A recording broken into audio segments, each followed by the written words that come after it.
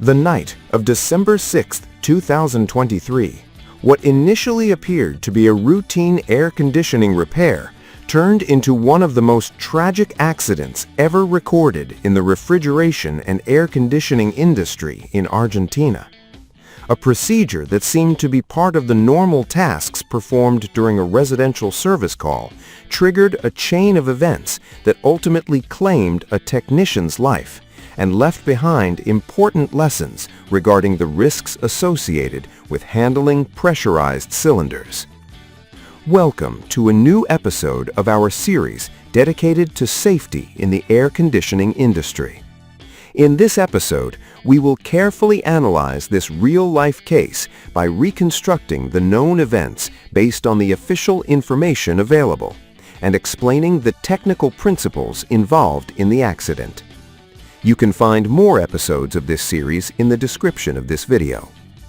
It was approximately 8:30 p.m. when a refrigeration technician arrived at a residence located on Bragado Street in the Villa Rivol neighborhood in the southern area of the city of Córdoba, Argentina.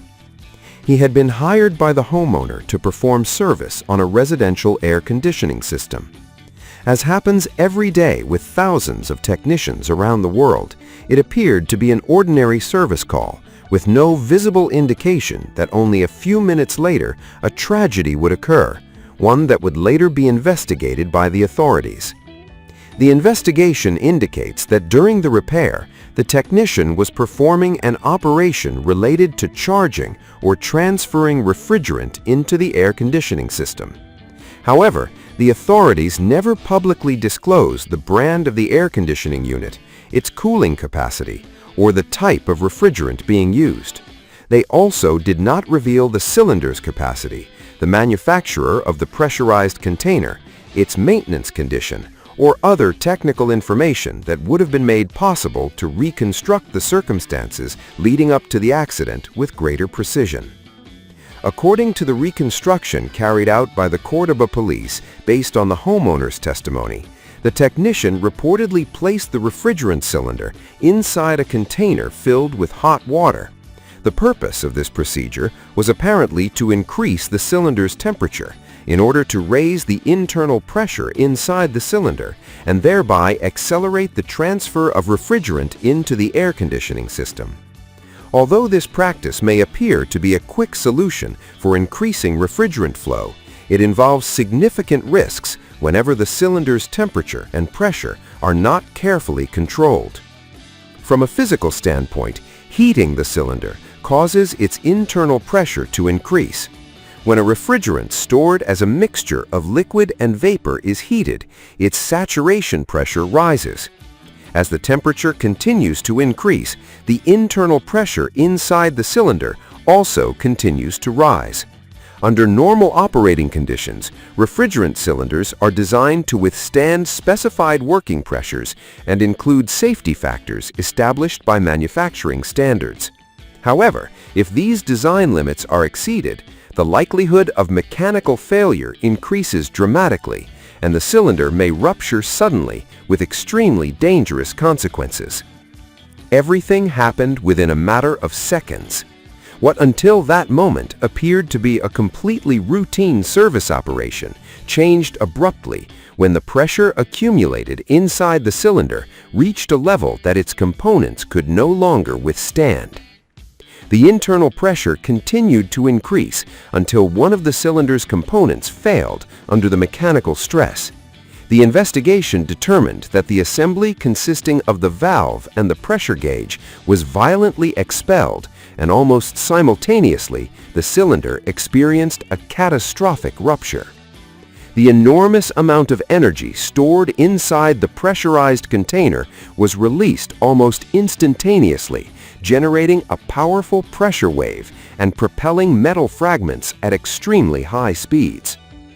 Firefighters and forensic investigators ruled out the possibility that the event had been caused by refrigerant combustion. There were no flames, no fire, and no secondary explosions.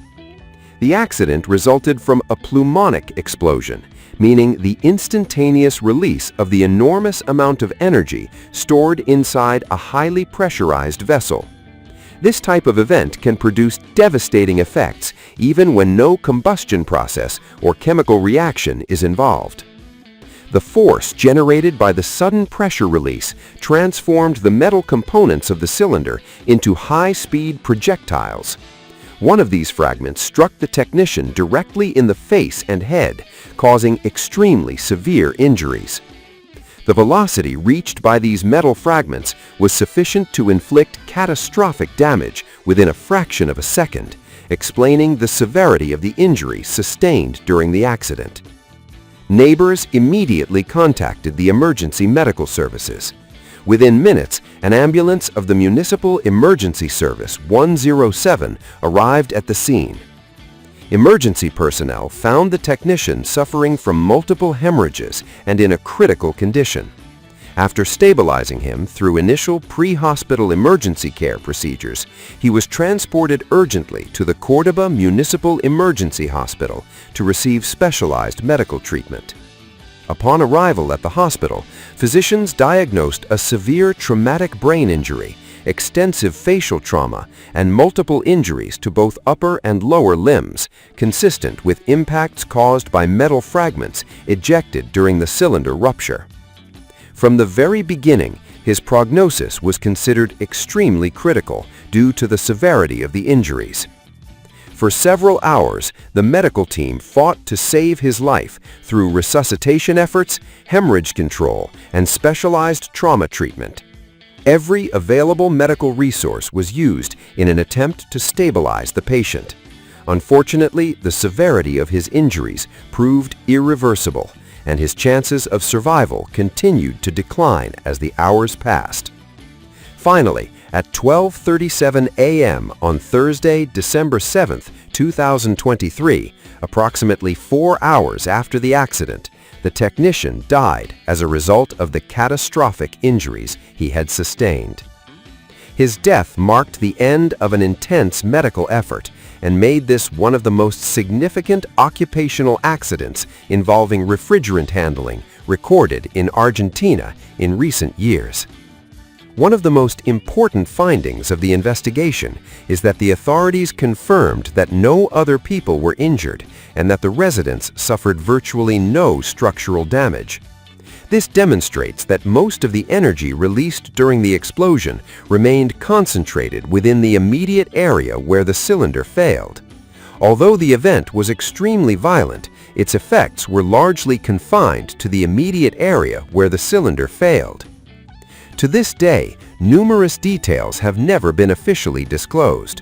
The authorities have not revealed the exact type of refrigerant contained in the cylinder, the brand of the air conditioning unit, the equipment model, the capacity of the pressurized cylinder, or the complete results of the metallurgical analyses performed on the failed container. Likewise, no official photographs of the cylinder after the accident, nor the complete technical report prepared by the forensic investigators have been released to the public. This case represents one of the most dramatic examples of the dangers associated with handling pressurized cylinders in the refrigeration and air conditioning industry. Regardless of the type of refrigerant involved, it clearly demonstrates that a cylinder subjected to excessive internal pressure can release an enormous amount of energy in just a fraction of a second, becoming a potentially fatal hazard even in the complete absence of fire, combustion, or chemical reactions. It also highlights the critical importance of strictly following the procedures established by equipment and cylinder manufacturers, using pressurized cylinders that are in good condition, operating them only within their specified limits, and avoiding any practice capable of causing an uncontrolled increase in internal pressure. These precautions remain the most effective way to prevent fatal accidents during refrigerant charging, recovery, and maintenance operations.